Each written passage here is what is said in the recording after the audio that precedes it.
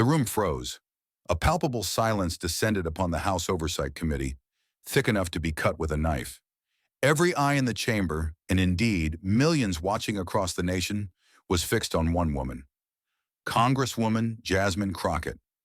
Just moments before, in a live hearing broadcast globally, Donald J. Trump, the former president of the United States, had uttered four words that resonated with a chilling echo of dismissive power, a phrase steeped in decades of ingrained disrespect.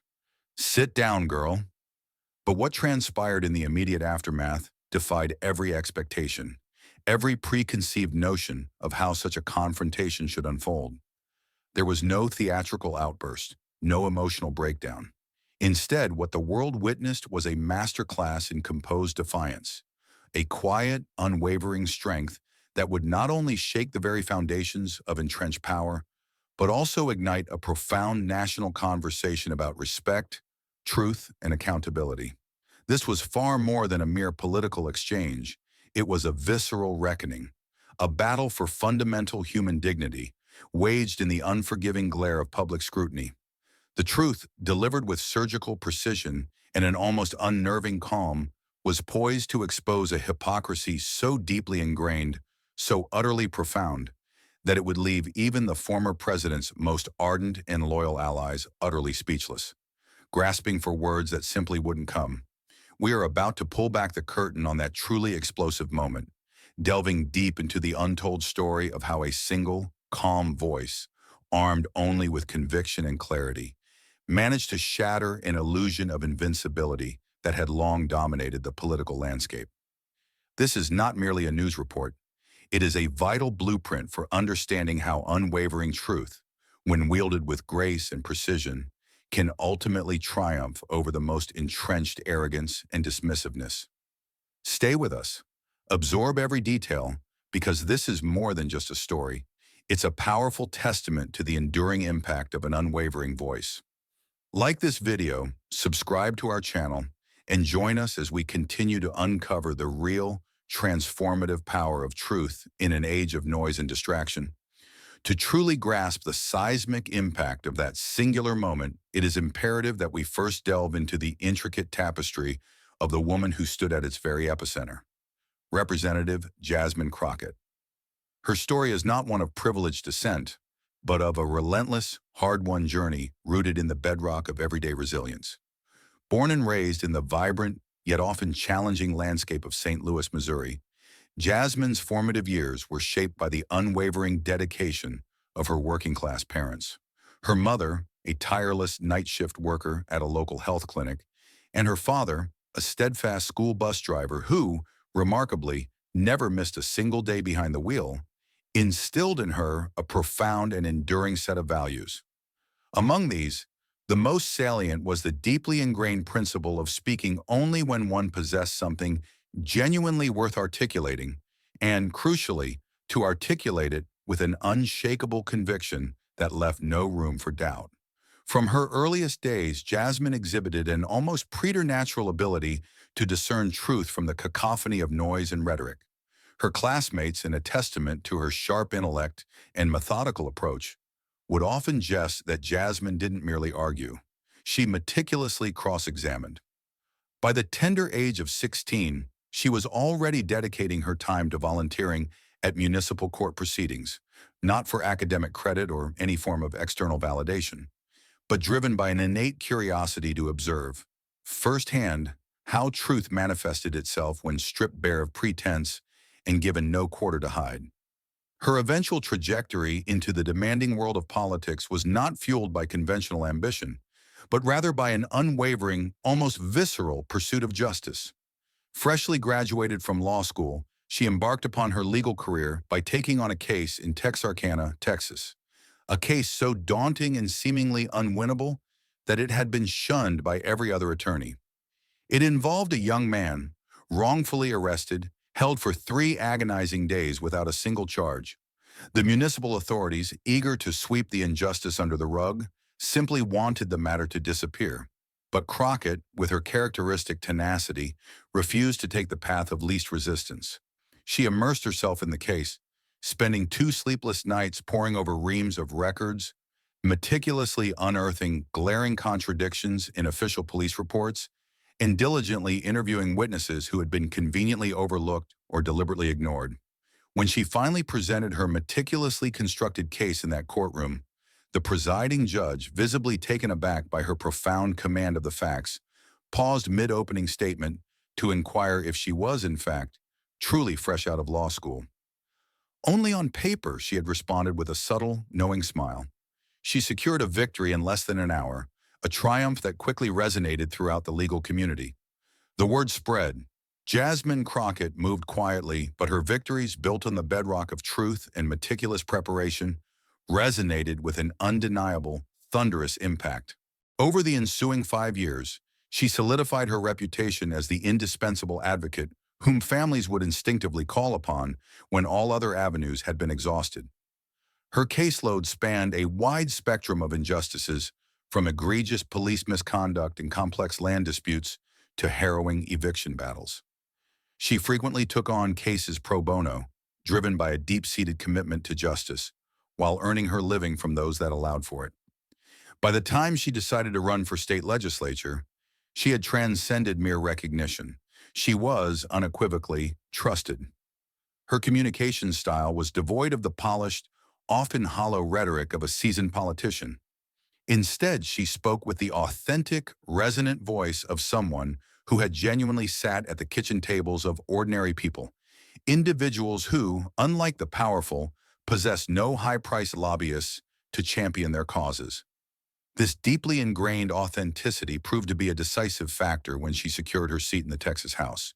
Despite being advised to keep her head down and play it safe, Crockett chose a path of bold, principled action.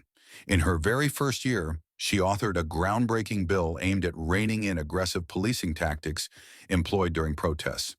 Though the bill ultimately did not pass, the accompanying hearings garnered significant national attention, marking the first time C-SPAN viewers witnessed her in action. Her voice calm, her hair pulled back, her demeanor unflinching amidst a room filled with men twice her age who, despite their experience, could not compel her to back down. Party leaders in Washington, recognizing her unique blend of composure and conviction, began to meticulously study her clips, even with the sound muted, analyzing her unwavering body language. When she eventually made the pivotal decision to run for Congress, it was not driven by personal ambition in the conventional sense, but by a profound understanding of scale. She sought a larger platform, a bigger mic, because she had grown weary of attempting to make her voice heard from the confines of the hallway. Upon securing her congressional seat, she sent a poignant note to her mother, a testament to her enduring values. "You told me to make my voice matter. I found a bigger mic." This, then, was the formidable woman who stood before Donald Trump, a man whose entire public persona had been meticulously constructed upon an edifice of unyielding dominance, a figure seemingly immune to challenge, accustomed to dictating every narrative, often through sheer force of will, bluster, and a casual disregard for decorum. His political career, a tumultuous saga marked by a litany of controversial remarks and a perceived immunity to consequence, had conditioned him to believe that his words, no matter how inflammatory, held an absolute and unassailable sway. The hearing itself, a session of the House Oversight Committee focused on the critical issue of federal transparency, had already been a grueling, protracted marathon, stretching beyond 5 hours. The air within the chamber was thick with a palpable anticipation, a tension that hummed beneath the surface. Reporters, hunched over their phones, typed furiously, while aides whispered conspiratorially.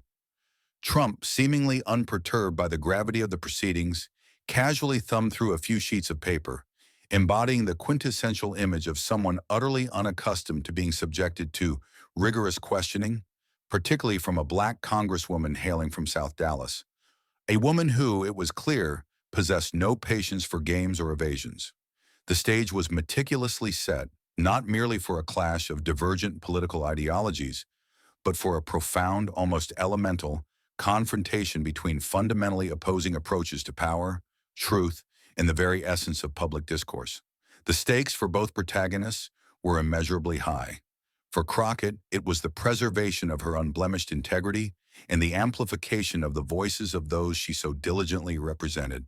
For Trump, it was the desperate yet ultimately futile attempt to preserve his carefully curated image of invincibility and his long-held, unchallenged authority.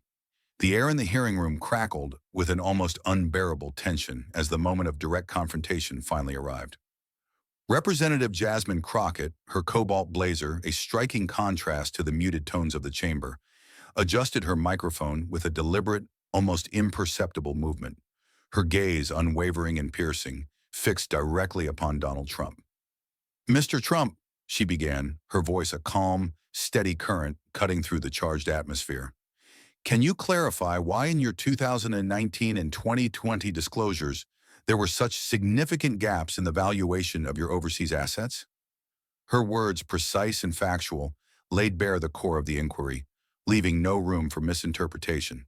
Trump, ever the performer, met her question with a familiar, almost theatrical smirk. He leaned back in his chair, a gesture of casual dismissiveness, clearly savoring the opportunity to dominate the exchange. "I've been more transparent than anyone here," he retorted, his voice laced with an air of injured innocence, as he waved a hand, brushing her legitimate inquiry aside. "And frankly, your tone is disrespectful." A ripple of murmurs, barely audible, spread through the room. Cameras zoomed in, capturing every nuance of the unfolding drama. Even the C-SPAN livestream chat, usually a torrent of unfiltered commentary, began to tick faster, its participants sensing the gravity of the moment. Trump, emboldened by a lifetime of escaping consequences for his pronouncements, looked directly at Crockett, his eyes narrowed. Then, with a chillingly casual air, he delivered the four words that would reverberate far beyond the confines of that room. "Sit down, girl." The impact was immediate and profound. The room did not erupt in gasps, it froze. A collective intake of breath, a suspended moment of disbelief. The chairman, visibly stunned, slowly lowered his gavel, his movements hesitant, as if unsure whether to restore order or simply bear witness to the unprecedented breach of decorum. Aides, caught mid-task, stopped typing, their fingers hovering over keyboards. A few Republican representatives, visibly uncomfortable, averted their gaze while others raised their eyebrows in silent acknowledgement. Yet no one spoke. The silence was absolute, heavy with unspoken implications. Crockett, remarkably, did not react immediately. She blinked once, then twice, allowing the full weight of the insult to settle, to hang in the air like a toxic cloud. It was a calculated pause, a silent assertion of control in a moment designed to strip her of it. Her composure was unnerving, like watching someone step with meticulous care through shattered glass, each passing second more intensely charged than the last. Then, with a deliberate, almost ritualistic movement, she adjusted her microphone again, leaned forward, and met Trump's gaze. Her eyes, devoid of anger, burned with a fierce, crystalline clarity. "Let me explain something to you, Mr. Trump." Her voice, smooth and even, yet imbued with an undeniable steel, cut through the oppressive silence. "You may have spoken to a lot of women like that in your life, but I'm not here to serve you. I'm here to serve the truth. So if my questions make you uncomfortable, maybe that says more about your answers than my tone."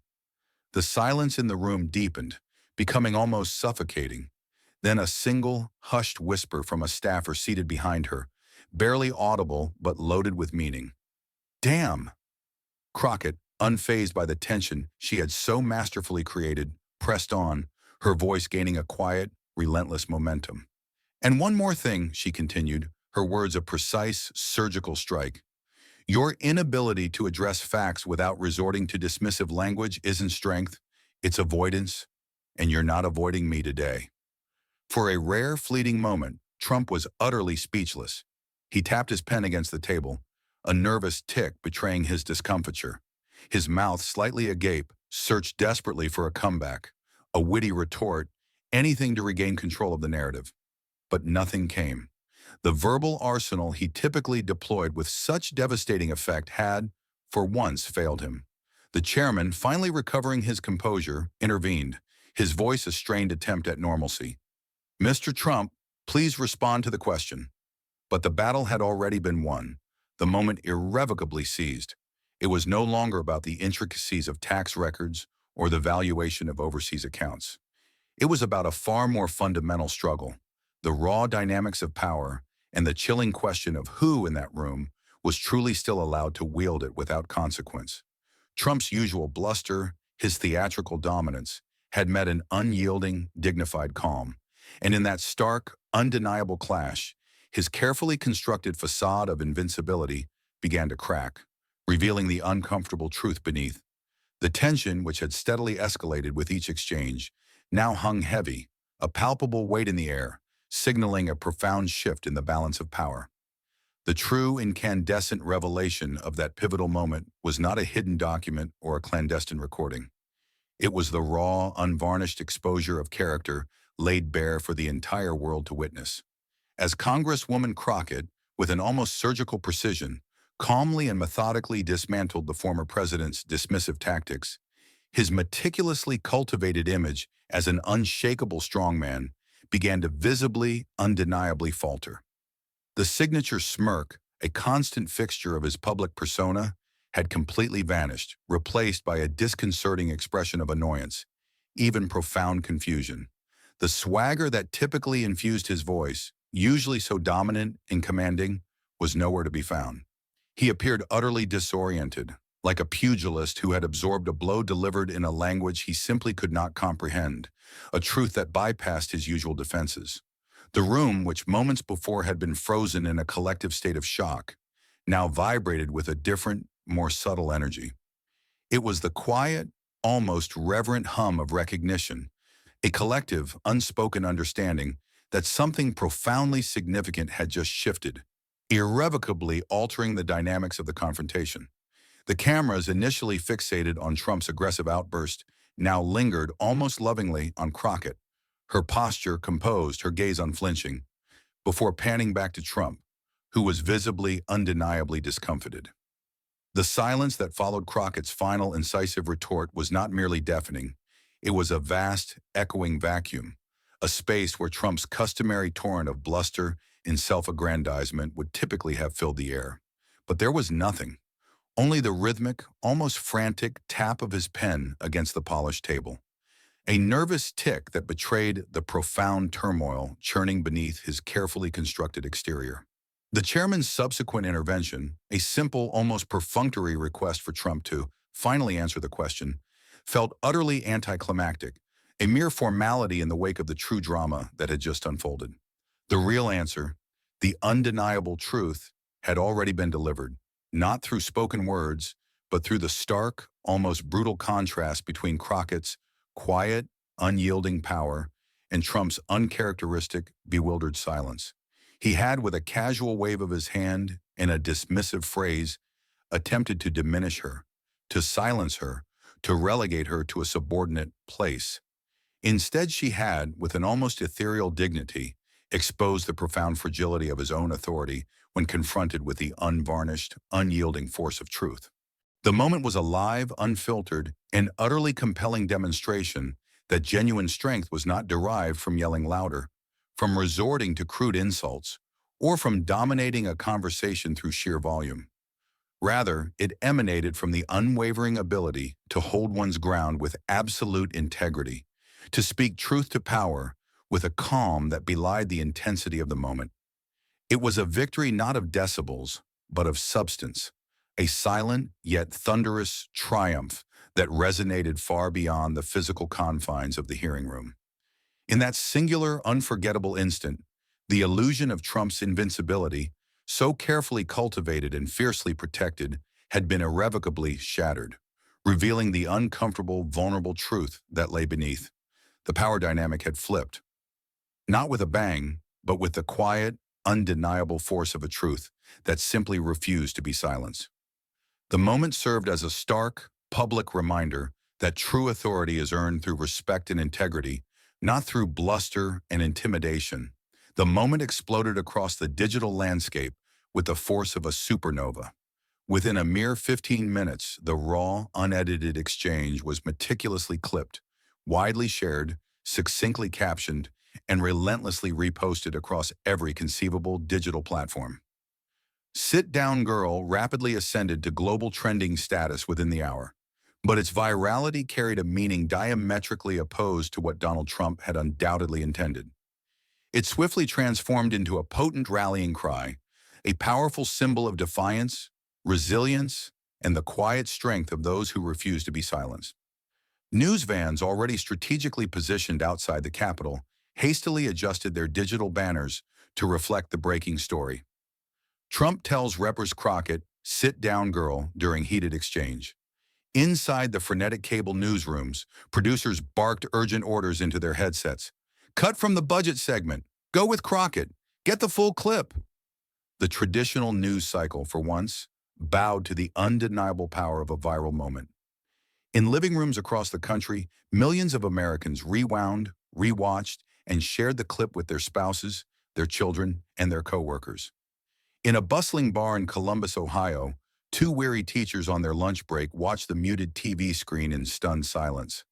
"Did he really just say that?" one mouthed, her voice barely a whisper. Her friend, eyes still fixed on the screen, simply nodded. "She handled it like a sniper," she murmured, a testament to Crockett's precision. In Tempe, Arizona, a political science major named Malik Thomas, recognizing the profound significance of the event, immediately opened his laptop and initiated a Twitter thread titled, "Why This Crockett Moment Matters More Than You Think." By the following morning, his thread had garnered over 90,000 shares, amplifying the conversation exponentially. The online attacks against Crockett predictably intensified. A torrent of fabricated quotes, maliciously doctored images, and old unrelated footage cynically misrepresented as evidence of her being rude, loud, or angry. One particularly insidious video attempted to compile every instance she had interrupted a speaker in prior hearings, framing her as inherently hostile. It rapidly accumulated thousands of views within far-right circles. However, the mainstream narrative, for once, remained steadfast. For every doctored clip, there were 5 more authentic ones, unequivocally showcasing her unwavering calm, her intellectual precision, and her absolute refusal to flinch when it mattered most. A young journalist, Maya Latin, eloquently captured the prevailing mood in a column for the Arizona Times. "We don't ask men to make themselves smaller to be heard. We ask women to smile while getting dismissed." Crockett didn't smile. She didn't yell. She corrected. And that correction cut louder than any shout could have. The story became utterly ubiquitous, permeating every facet of public discourse. Morning shows framed it. Late-night comedians dissected it with sharp wit, and college professors incorporated it into their political ethics classes. It transcended mere policy debates. It wasn't about taxes or trade. It wasn't even truly about Trump anymore. It was about the moment itself, the singular sentence, and the profound weight of what it represented. People began to genuinely listen, not just tweet or repost. In Birmingham, Alabama, a high school debate coach played the clip for her students, then paused the screen. "Tell me what you saw," she instructed. A girl in the front row raised her hand. "He didn't expect her to answer like that," she offered. Another chimed in. "He thought he was talking to someone who wouldn't answer at all." The room nodded in collective understanding. In Des Moines, Iowa, a retired librarian's poignant Facebook post, "I'm 76. I've seen my share of hearings, scandals, speeches. But this wasn't about left or right. This was about whether we let people with power keep speaking to others like they don't deserve to be in the room." Went quietly, yet powerfully, viral, garnering over 20,000 shares. In Phoenix, a woman named Farah Densley, who had never before engaged in political activism, uploaded a short, heartfelt video explaining why Crockett's response had moved her to tears. Her voice cracked with emotion as she declared, "My daughter's going to grow up in a world where she can hear that kind of sentence and know exactly what it means and also know exactly how to respond." Civil rights organizers in Detroit, inspired by Crockett's composure, began organizing Speak It workshops for young women of color. The inaugural flyer for these workshops bore a simple yet profound message. You don't have to yell to be powerful, just be clear. The impact wasn't merely anecdotal, it translated into tangible shifts. An independent survey revealed a rare and significant spike in public approval for Crockett among voters aged 40 to 60, spanning both political parties. Even more astonishingly, nearly 40% of self-identified independents stated that her response had made them more genuinely interested in hearing her views on policy. This was no fleeting trending topic. This was deep, resonant impact. The quiet, long-held exhaustion of women, particularly Black women, who had endured countless instances of being dismissed, interrupted, and condescendingly addressed as girl by men wielding less experience but more power, had finally found its eloquent, unwavering voice. Jasmine Crockett, in that pivotal moment, did not merely win a battle, she fundamentally redefined the very essence of what victory truly signifies. Her calm, dignified, and intellectually precise response was not a fleeting, viral sensation she actively sought, but rather an indelible reference point for a nation grappling with the complex interplay of truth, power, and respect. She did not resort to destruction or shutdown. Instead, with unwavering composure, she reminded us all that genuine strength is not intrinsically linked to volume or aggressive displays of force. Sometimes true power resides in stillness. It is the profound ability to allow an opponent to fully reveal their hand, to expose their own flaws and prejudices, while one steadfastly holds their ground. And sometimes it is as simple, yet as profoundly impactful, as uttering the unyielding truth. You don't get to talk to me like that. A statement so simple, yet so clear and undeniable, that its resonance reverberated far beyond the immediate exchange. The enduring legacy of that moment extends far beyond the hallowed halls of the Capitol.